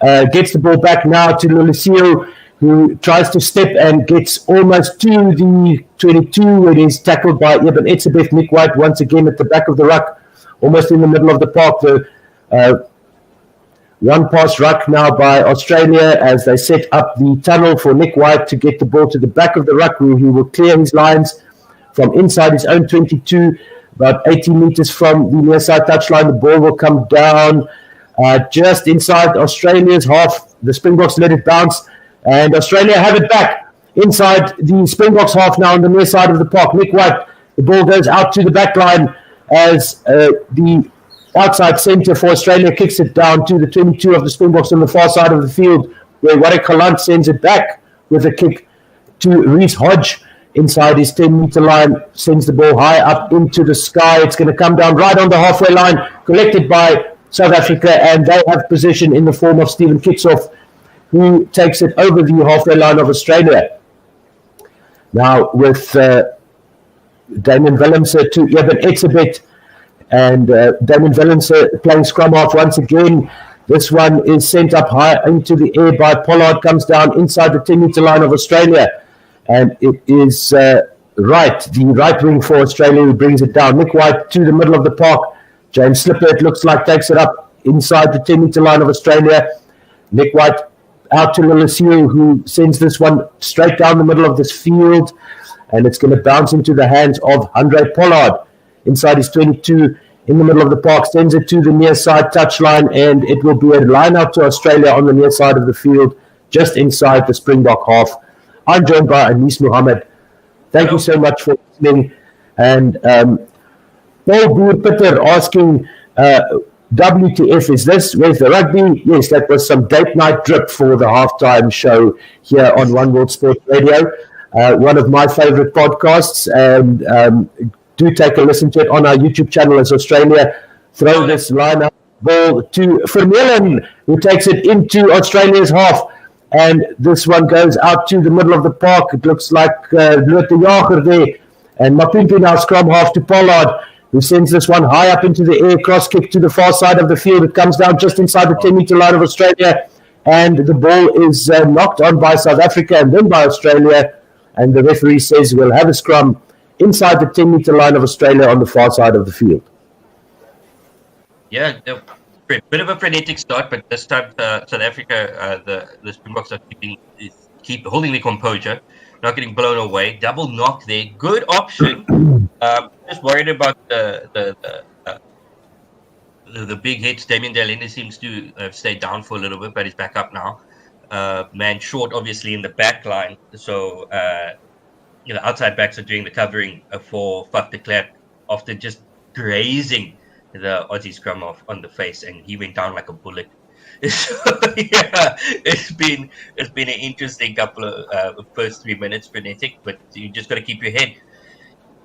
Yeah, this is so typically Australian. It's actually nauseating the way the Australians are trying to get under the skin of the South Africans, and it's paid off. They lead 10 points to 3, and 44 minutes have been played in this match. There should be about 3 or 4 minutes left of Faf de Klerk's yellow card as Nick White puts the ball into the scrum, and it looks like Warwick Galant is the scrum off there. So Lolosio kicks it downfield and just pinning the Springboks back. No, Warwick Galant is back. Damien Willemse, is back there for South Africa on the with a 15 on his back inside their goal line, and they will have a goal line drop out. Well, South Africa, let's see where they send this one. So in the 45th minute, 10 points to 3, Australia lead in Adelaide. Thank you so much for listening wherever you are. Do let us know in the comments on YouTube and Facebook. Who do you think is going to win this match? As it's on the 10-meter line of the Springboks now in the middle of the park goes the Aussie number 8, Nick White, with the ball at the back of the ruck. Back to Nick White, who's swamped in the tackle, and the ball goes backwards. Who's going to pick this one up? It's kicked forward, but the referee calls them back for a knock-on by the Springboks, says the referee. So that ball was knocked on in the tackle, and Warwick Galant, I think, was almost away there. Playing on the right wing today is Warwick Galant, in place of several injuries that the Springboks have in that position. I would not want to have been on the receiving end of a Jock Nienhaber telling off at half.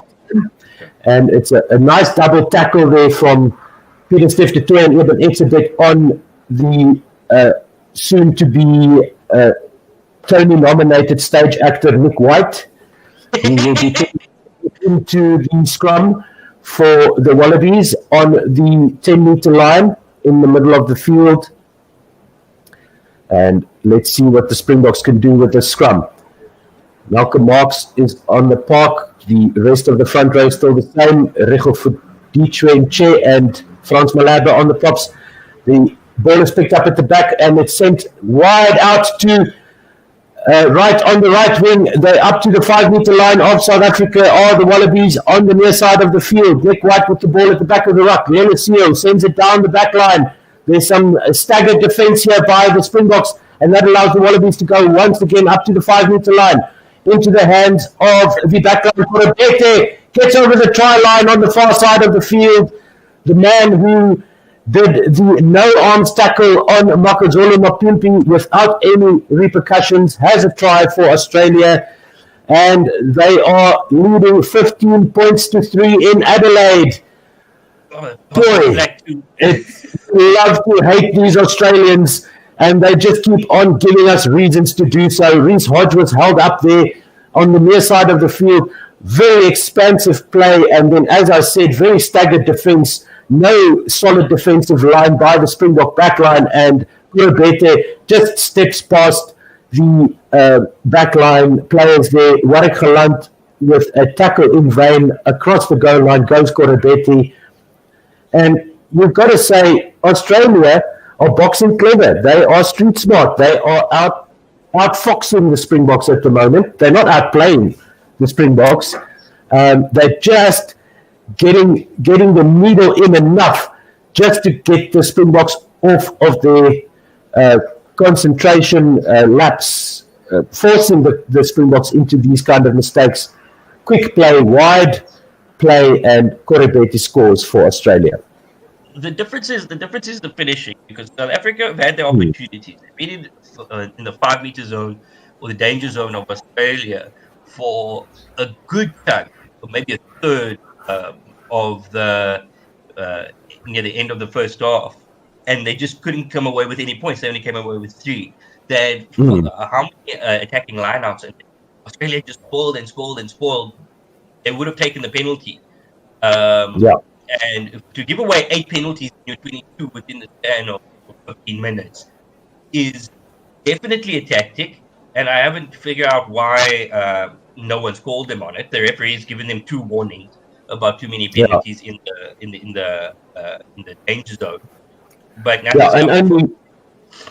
and only the 1 yellow card for offside. Yeah. But Australia have dealt with that yellow card. The time is up for those penalties against Australia. They lead 15 points to 3 as Lolosio hits the left hand upright with his conversion, and it is 15 points to 3.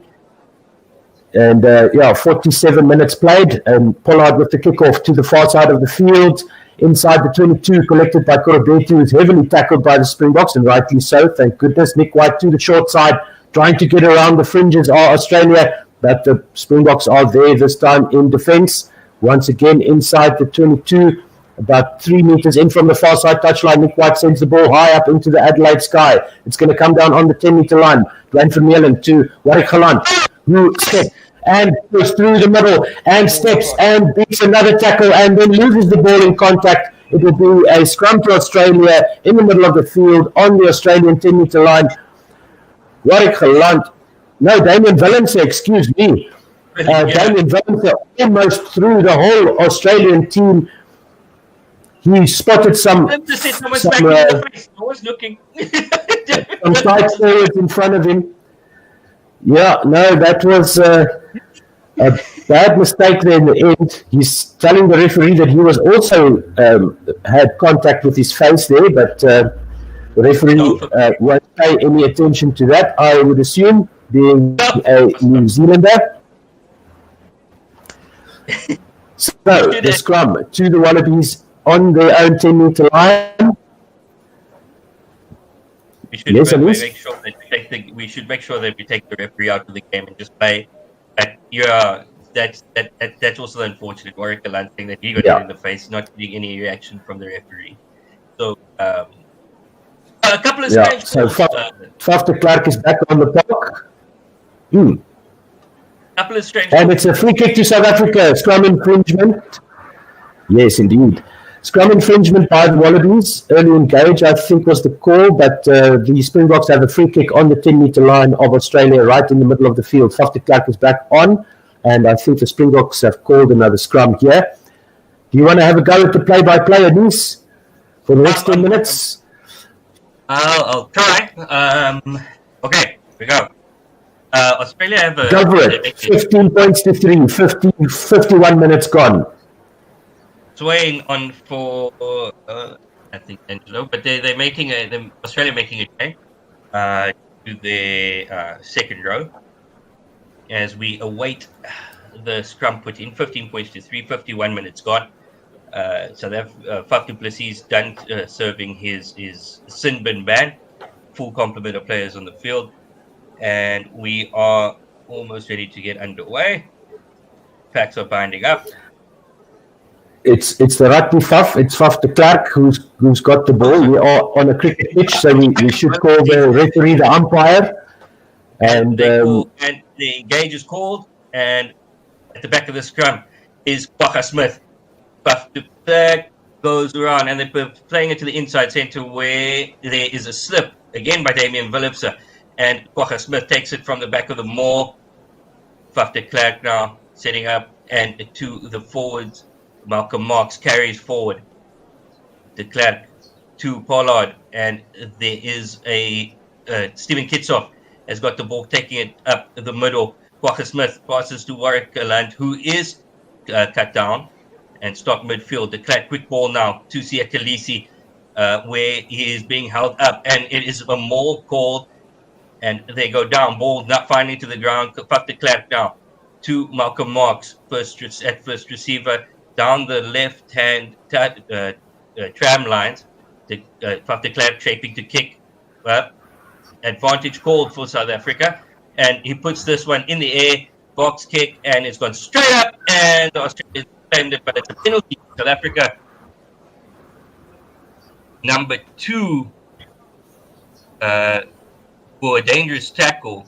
Well, that seems to be the par for the course when it comes to the Aussie hooker. And Yeah, that is- was no arms. that was a no arms tackle, no card for a no arms tackle in the on the 10-meter line of Australia on the near side of the field. South Africa send the ball over the touchline on the near side, and they will set the line out inside the 22 of Australia.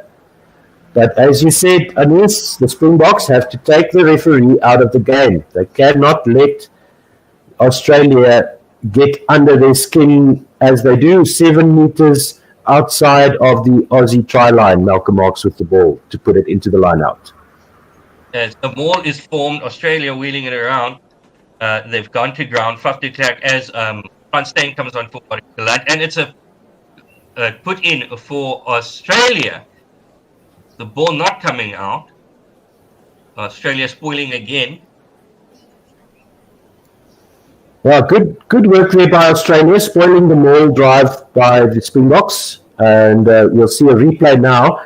It was Lotte Jager with the take, and Australia managing to swarm through the middle and somehow collapsing the maul in the eyes of the referee in a legal fashion, applauding themselves for their bad tactics are the Australians, and rightly so. They are cheating and getting away with it, we'll say, as Springbok fans. But with that, we have to say that the Springboks haven't been great. They've been really poor up to this point, and we really want to see the real Springbok team standing up.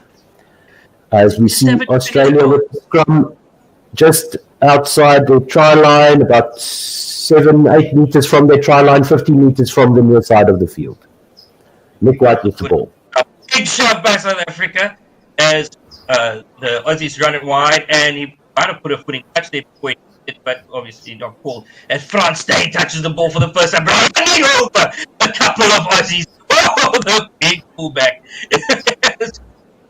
Back down. First receiver is Eben Etzebeth, and South Africa drive forward, moving up the field slowly, just over the 10-meter line of Australia, as Stephen Kitsoff gets a cutout pass from Andre Pollard, going to the other side, as that is taken up by Malcolm Marks, and South Africa just going backwards at the moment. Siya Kolisi having a bit of a dart through the middle, as Aussies are lying all over the ball. Nothing there from the referee. A couple of switches as Andre Pollard is taken out by the Australian inside centre, who rushed up in defence, and they managed to clear and drive South Africa back into their 22, and Frans Steyn covers, and there will be a goal line dropout for South Africa. But Frans Steyn with the killer boot has possession. Again, South Africa in attacking position,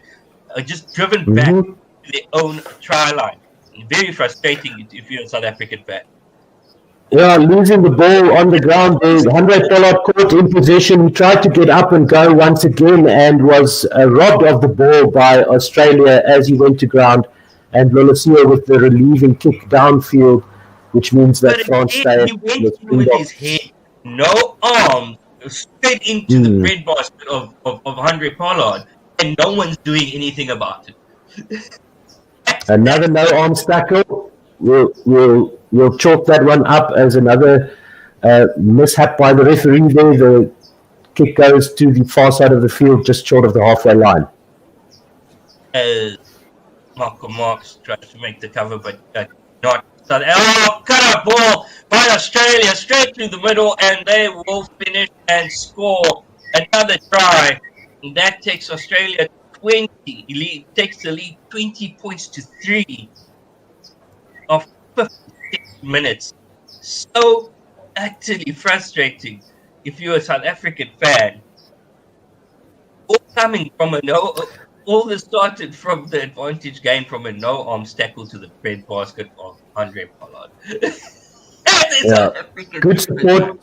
Good support play there by Australia. Inside pass to Lolosio, who sends it out to his number 7 in support, and the number 7 for Australia goes over the line for a well-worked try there by Australia, and South Africa's defence really letting them down once again, not being able to keep track of this Australian attack. Fraser McWright is the number 7 for Australia, who scores their 3rd try of the match, if I'm not mistaken. Yes, they scored a penalty and 3 tries. So it's 20 points to 3 in Adelaide for Australia. It's the finishing. That's the difference between the two teams. When Australia have the ball and they are anywhere near the try line, they get it over. And South Africa just not managing to make the most of their opportunities when they do manage to get into Australia's territory, despite themselves, despite the self-sabotaging play that they've exhibited so far. Lalisia slots the conversion. It will be 22 points to 3 in Adelaide, with just about 12 minutes left on the clock. 11 minutes left. No, 21. 21 minutes left on the clock, excuse me. Coming up to 59 minutes played in the match. 22 points to 3 to Australia. And it grinds my gears just to say that. Andre Pollard with the restart deep into Australian territory. And there is a huge hit to make the cover just outside Australia's 22. And they try to rumble forward, but they are stopped again just outside the 22. White now has got possession. He's going to drop it back, and he puts it in the air from just inside his 22. South Africa regather, and it is now Francois Steyn who launches it, and there is a scrum to Australia for a knock-on for one of the South Africans just outside the Australia 10-meter line. That is not that we missed anything. That is that is the passage of play. I think it came after White put the ball in the air. So it was adjudged a knock-on during the regather from South Africa. It was a bit messy, but a knock-on was called. The ref let the South Africans go, though, for quite a while, instead of blowing that there was no advantage for that knock-on. Yeah, he must have gotten a call from the assistant umpire on this cricket field. 22 points to 3 Australia lead. And there is just over 20 minutes to go. And we will welcome back Coach Dave and Mr. Ken Borland. And we're not going to complain too much about the referees because the Springboks have not been great. Thank you, Anis. Coach Dave, Ken, take us through to the end. Yeah. Let's see if we can catch up. 19 points the difference in Adelaide. 20 minutes to go. Take it away. Take a world-class performance from the Springboks. Francois Steyn slipping in his own 22 and immediately had some support from the other fullback, Damien Willemse, but it meant through that knock-on that Australia will now have a penalty inside the Springboks 22. Ken, it's been a howler for the Springboks today, but take nothing away. The Australians have certainly been G'd up for this game. And clinical in taking their chances. I think the Wallabies' game plan was to hit the Springboks hard at the start with high intensity, high pace. It worked to a charm. They got themselves a 10-point lead. And then they've been content to really just stifle the Springboks, defend well, subdue their maul, give them a hard time in the set pieces. And then in the second half, just ruthless. Whenever the opportunity has presented itself for them to strike, they've taken it. Hendricks is now on the park for the Boks. So he replaces Faf de Klerk, the golden-haired talisman, but not today. Ken picking himself up a yellow card, and it's a reset now from that scrum as well. I know we've all had a furious go at Nick White for his shameful play acting that got Faf de Klerk the yellow card, but it does need to be pointed out that quite why Faf de Klerk was throwing a swinging arm at Nick White, no one knows, because he's not allowed to knock the ball out of the scrum half's hands anyway. So it was silly by Faf de Klerk. Yeah, it was certainly playing to the situation by Nick White, and it's just frustrating for for Springbok fans. Right, feed now for the Wallabies. Inside the Springbok 22, can they add more pain to the box? They're already on a bonus point. The score is 22 points to 3, 63rd minute now. Massive scrum from the Wallabies. Ball coming out of the back. Right into contact are the men in gold. Seeming an advantage there for the Wallabies. Can they make something count of it? Nick White out the back, sends it to the far side. He's looking for some options in Alan Alatoa. And they'll go back as South Africa turn the ball over for their initial penalty advantage. Yeah, Lucanio looking bemused and frustrated, as only he can be, I suppose. It was not releasing there on number 14, Tom Wright, by Elton Yankee, somebody who's back in the side after quite a challenging performance in his return to international rugby after quite an unpleasant incident on a flight. But, yeah, it's good to see him back on the field. Hanré Pollard having, well, to put it kindly, a very subdued day for the Springboks today. He's missed a couple of kicks at goal. Really just hasn't got anything going in attack. Some defensive lapses as well. So a really forgettable afternoon for Hanré Pollard. Ken with some diplomacy there, as Noah Lolesio lines this one up. He's 25 meters out from the goal line, Ken, and just over an hour. If he can slot this, they'll take a 22-point lead, and you might think at this level it's insurmountable with the time remaining.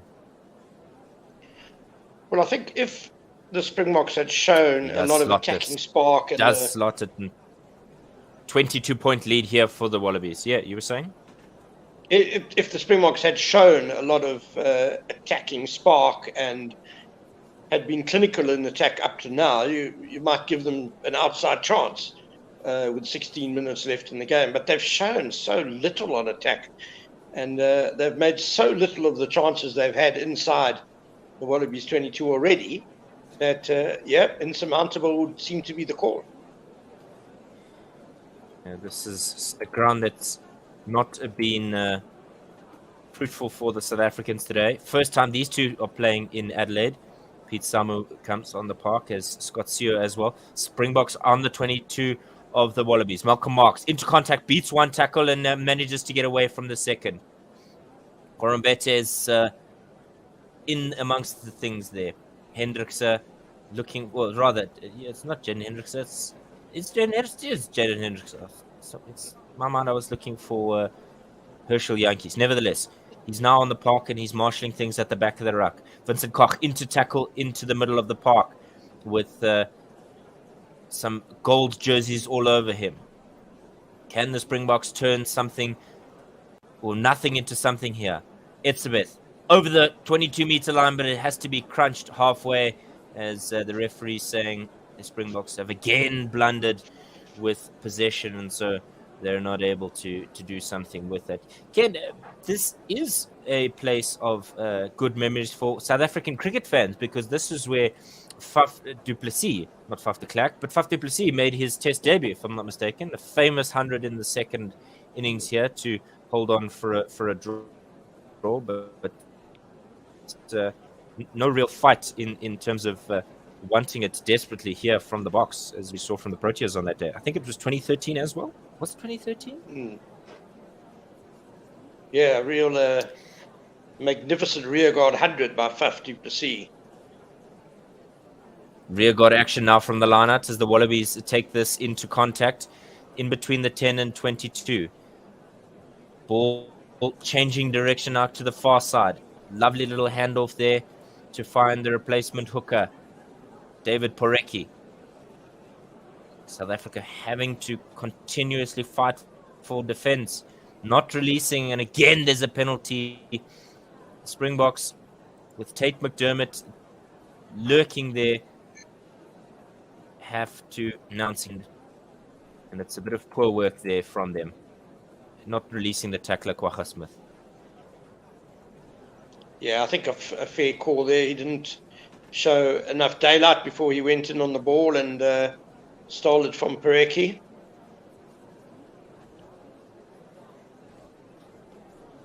Yeah, and this one will be punted into touch, so there'll be a 5-meter line out for Australia. Piling misery here on the Springboks. It's just been a coaching clinic almost in the way that they've defended today. The handling errors have been far better if you're a Wallabies fan. Turnover ball, maybe? No, it's a bit of juggling in the air from the jumpers, but I called it. There was a knock on there by the Wallabies, and so referee Paul Williams saying, nope, Springboks will get the feed to that scrum.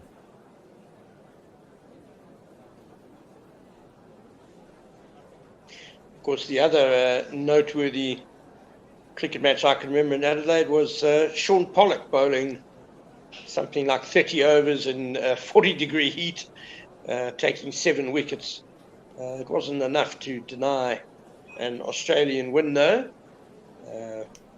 Back in the days of that all-powerful Australian cricket team. It's an all-powerful Australian rugby team here as Hendrikse feeds the ball. South Africa feeling the shove. Kwagga Smith picks up the back and it's wheeled through 90 degrees, and so the Springboks will again have the opportunity to clear their lines.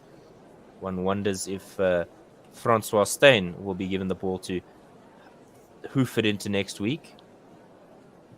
I don't think he did. You were I being think a it bit, was Yankees. I presume you were Yes? being a bit ironic when you called them the all-powerful Wallabies team. Today, at least. Frankly, it's just been a dreadful display by the Springboks, and one that really takes a lot of gloss away from their image. Right. Lut Dioche with a good catch at the deep backward square boundary. Nevertheless, here we go. Malcolm Marx shoving that Springbok maul, trying to get it going forward. He pops out the back now, but is immediately brought down. Does he have enough support from the men in green and gold? It looks like a game of pick-up sticks gone wrong for the Springboks because they're mauling and rucking. Well, they're rucking very well here are the Springboks to try and maintain possession. They have in the end. Hendrikse looking for options to his left. Yankees with a high hanging kick, swirling in the air, and a simple catch for Reece Hodge there at fullback. So now the South Africans having to defend. This one is kicked up high in the air. Will it go out? No, it bounces freely, and there could be an opportunity here for the Wallabies to cross the whitewash once again. Paul Williams saying it's all fair, and so the Springboks maintaining possession inside their own 5-meter. Hendrikse giving it to Vincent Koch, trying to pile men into that ruck and tackle area. Hendrikse again looking for some options left and right. It almost looks like he has a long sleeve on, but he doesn't. He has those second sleeves today, hanging high in the air with that kick, and that'll go out as Corambetti collects it on the right wing. He's had a game to remember, has Marika Corambetti, Ken. I mean, he's come in just under 50 tests, 48th cap today, but he has put on a performance that the Wallabies will want every single time from every player. They want to just well, now you know why Dave really fetched him from Japan, one of the 3 players he's allowed under the Matkito rule, non-Australian based players, and an immense game by the Wallabies left wing. And Australia hard on attack again, as Nick White has also left the field, giving Corambetti a big hug. We see also that Fraser McReight, the scorer of 2 tries on the bench, as Lut Diogo is just getting a bit of attention. He's been one of the few Springboks, I think, David, to have a decent game. Lut Diogo. Despite his teammates, well good on the breakaway as well. He's shown his variability in how he's gone about this game. He's shown that he's not just a good jumper and a good scrummager, but also good with ball in hand. Yeah, he's been one of the Springboks' better attacking players. showing some nice touches. Not bad for a number 5 lock as the Wallabies feed the ball just inside the Springboks 10-meter line. It goes out to Ikitau on the angle back in as Tate McDermott, the replacement scrum half, a little inside ball there for Rob Leota. Another replacement. McDermott dart, snipes, almost makes it to the 22-meter line before he's taken down by Kitsoff. Recycled slowly by the Wallabies, and Tom Wright, the wing, throws a pass a little bit above James Slipper's head, but they're still in possession. Flat ball to Taniela Tupou, but he could not take it, knocks it on. Springboks trying to play off the turnover. Damien Willemse jinking and is engulfed by the traffic and has knocked on, but it should be advantage for the Springboks. They'll get the scrum. Yeah, it was a great bit of running rugby there from Damien Willemse. So we've seen now the second instance of his sparkling momentum in midfield, really leaving the Aussie defenders at 6s and 7s. But in the end, it was Darcy Swain who seems to have, not Darcy Swain, but rather Taniela Tupou, who seems to have been the guilty man there. So another set piece for the Springboks. They'll feel they could have had a couple more penalties out of it. But the Wallabies, as usual, competing well at the set piece. As a beautiful sunny afternoon in Adelaide draws to a close. And this match draws to a close with the Springboks down 25-3. They've got a good scrum on the go here. They've got the advantage. Kwagga Smith breaks off the back. Is held up by the Australian defence. Now he goes to ground. And Darcy Swain is all over the Springbok side of the ball, but they get the ball out. Yeah, and Mapimpi gets around his man on the left wing. Kicks ahead. It's a little bit too far, though. And gathered by the Wallabies. Danger averted there as Tate McDermott, just outside his own 22, waits to clear. The pod getting organised. It's to the replacement hooker Pareki again. And he's sealed off, went to ground very quickly with the ball when he was tackled and penalised. Jaden Hendrickson takes it quickly. Out wide to Kwagga Smith, who leaves the ball behind him. Picked up by Damien Willemse. Out wide to Lucanio steps inside, made some ground, steps another man over the 22-metre line. Just outside the 10-metre line now. And the ball has gone astray and dived on by a Wallabies player. Springbok get him at the giant cheese. And it's Frans Steyn heading towards the left-hand touchline on a mazy run, but he's been stripped of the ball by Tom Wright, who gets over his 22-metre line now. Ball back for Matt Phillip. And Taniela Tupou on the charge. Nice little offload. Australia now playing ball in hand. Matt Phillip again handling. Tate McDermott.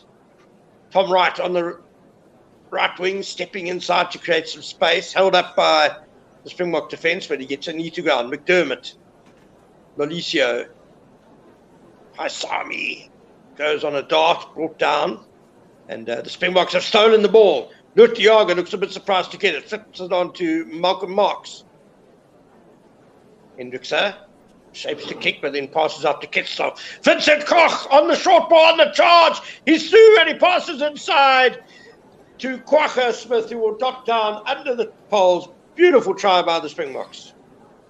Whoa, that was a long time coming, Kenneth, and you've got to ask the question, what took so long? Because it was persistent hammering from the Springboks. A little bit of fortune there for the men in green and gold, because they had the better of some handling errors in the build-up phases there. But at the end, it was a great bit of work by Koch, and all he had to do was lob it with a friendly pace to his replacement number 8, and Kwagga Smith with a try. That is, a try that Kwagga Smith will be happy with. It's his second try in international rugby, so he'll add to his tally now 10 points to his name with 24 caps. The man who plays for Shizuoka Blue Rebs in Japan. A lot of South Africans playing abroad, Ken. It's the opposite of what the Australians are going with in terms of their policy. Oh, there's going to be a TMO upstairs. Has he not got over the line, Ken? I wonder if he's dotted it on the line or short of the line, or has he dropped it? Or Wow, there's so much build up to that try as well that I'm not sure exactly what the TMO is looking at. Yeah, we're just trying for a deliberate knockdown. Elton Jantjies did kick the conversion over, so Lukhanyo pops the ball up. I think maybe they want to yellow card a Wallaby for a deliberate knockdown. Surely not. Perhaps. Mauricio, when Am popped the ball back up, stuck out his hand and tapped it. So perhaps we're going to see a bit of retrospective action here. Yeah, he did to prevent it earlier in the move from getting to Kwagga Smith. And he was offside. Went loose. Yeah. It's not like he was behind play and kind of dove forward to try and intercept and then it's just gone wrong. He's literally come back as the player's running backwards to get involved. There's 75 minutes gone and it's a deliberate knockdown seemingly. Will there be a card here? Will he reach into his pocket? Well, if it's not a card, one can't imagine what you would get a card for. I think his saving grace is that a try was scored anyway. So, yeah, they're going to play on. That was a real waste of time there by the officiating team, who I must say... So you've stopped the game to tell us there was a deliberate knockdown and you've not given him a card. Like you said, what's the point? Exactly, yeah. Yeah, as Australia kicked straight down the middle and, oh my word, it's taken in by Kwagga Smith, or Frans Steyn rather, who goes to ground and the Springboks seal off over him and concede a penalty straight in front of their poles. So score 7 and most probably give 3 away straight away, except Australia are going to kick for the touchline. They really want to drive the knife in here. Reece Hodge, and he finds touch. They want that bonus just point about back. 5 meters out from the try line. Yeah, Australia, of course. 4 minutes to go. Yeah, 4 minutes to go in 3 tries South to 0 Australia. up, so they had the bonus point in hand with a 3-try advantage, but South Africa have now pulled one back. So, as you say, David, going for the bonus point, which could be very important in the final Rugby Championship log. As Dave Parecki fields contested by Ed Smith in front. It's bouncing around now and goes back to the Australians as Scotty Seo is driven back by the Springboks, and they won the ball. Kwagga Smith pounces on it, and then it's back to Marks, out wide. Sia Khaleesi evades a man, gets just about up to the 22-meter line, and then he knocks on. But there's going to be a penalty advantage to the Springboks. Goodness me, Ken. It's like the Springboks lather their hands in Vaseline and butter and Q20 because the handling is, the number of knock-ons from contact has been abhorrent from the Springboks today. One has to say it has not been a great game to watch. I think even for Australian fans who will be celebrating a very good victory, not the most entertaining match, really rather scrappy as Malcolm Marx goes short at the line. Hendrickson feeds the back line. Damien Dialendi carrying hard. He's making ground. Hendrickson again to Khaleesi, who is flung to ground, but he's over the advantage line. Hendrickson inside to Etzebeth. Inside ball, which is then given away to the Wallabies, who are just back over their 22-meter line. And Reece Hodge will thump it downfield, almost to the Springboks' 22-meter line. And Frans Steyn makes a bit of a hash of catching the ball, but gets it under control in the air. Now he's stepping through a couple of tackles over the 10-meter line. Springbok forwards get over the ball. And Elton Jantjies springs it out wide to David Willemse, makes a half break. Looking for support, can't find it. Hendrickson at the ruck. And Malcolm Marx now handing off people on the charge. Finds Kitsoff over the Wallaby 10-meter line. Hendrickson now goes right to Giant Cheese, to Steyn, and it's out wide. Over the 22-meter line go the Springboks. Making some ground here, Hendrickson. And that pass goes to no one in particular, tidied up by Giant Cheese. Here's Etzebeth again, throws a little dummy, storming over the 22-meter line. He's broken the line, and it's a brave tackle by the Wallabies on the giant lock. Brave work there by Noah Lalicio. Springboks still have the ball. Hendricks to Giant Cheese, sniping, tackled by the Wallabies.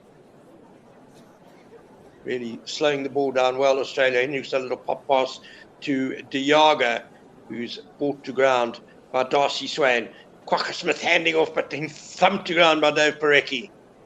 Hendricks recycles. Etzebeth charging forward, rolling, making a few grounds, and in fact he's been penalised for not releasing while he was rolling, but there's an earlier advantage. Hendricks taps to Damien Willemse, stepping. He's tried so hard in attack today, but with little joy, and Australia once again spoiling in the 22-meter line, and this time they will get a yellow card, and it's their 8th man, Rob Valentini, who will spend the remaining 20 seconds of this game in the sin bin. So 25-10, Australia lead.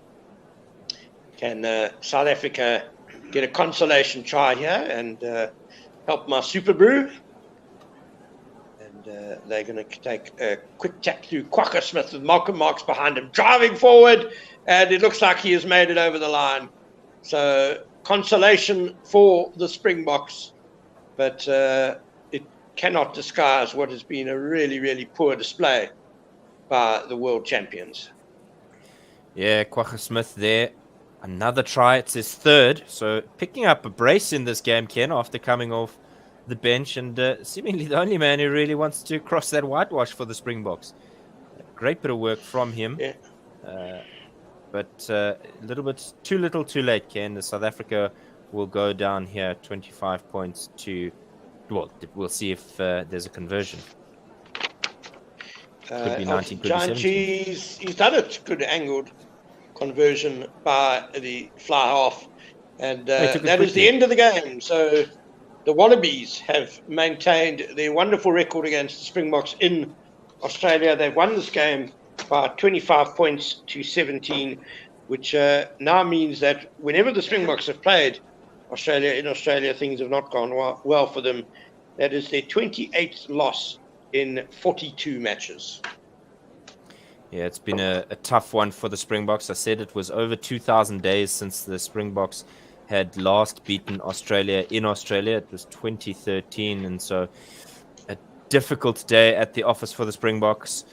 Great bit of work from Australia, and it's something that they'll take into the next encounter at the Allianz Stadium next weekend, 3rd of September, 11:35 South African time is kickoff, so you will not want to miss that as Australia look to get the double over the Boks. The Boks will be looking to get back into that game. And Ken, if you're Jock Nienaber, what are your thoughts after today's game? I can't help but feeling that the Springboks are weighed down by the past a bit. That they're trying to still use the game plan that won them the World Cup. Things progress. It's 3 years since that heady night in Japan, and it also might be a year too long for some of the stars of that wonderful victory in the World Cup. Perhaps it is time. It's very hard, for a coach to cut with the players who won him the World Cup. He obviously trusts them. They know what each other wants, but one just gets the feeling that a few of these great Springboks have maybe gone a little bit over the hill now. And a year before the next World Cup, maybe next week is the time just to try and freshen things up a bit. Absolutely. Rian Slabbert saying the scoreline could not be more flattering. The Boks are in serious trouble, and something Ken has pointed out that the Boks are struggling. Will they come back next week, or will it be an Australian double? we'll have to wait and see. From everybody here at One World Sports Radio, Anis, Mohammed, Otto Simon, Ken Borland, and myself, David Midgley, we thank you for your time this morning, and hope you have a much better afternoon. The Proteas will be continuing their journey in the England tour in Manchester as they look to try and pull something back in this 3-match test series, but that will be brought to you by Guerrilla Cricket UK. So guerrilla.com is where you'll find that. But thank you from all of us at One World Sports Radio. Tweet us at One World SR. And if you want to be part of the commentary team, admin at One World Sports Radio or admin at 1WSR.com. Thank you so much, Ken, for your time. And thank you to all of our listeners. Thank you, David. Thank you, listeners. Goodbye.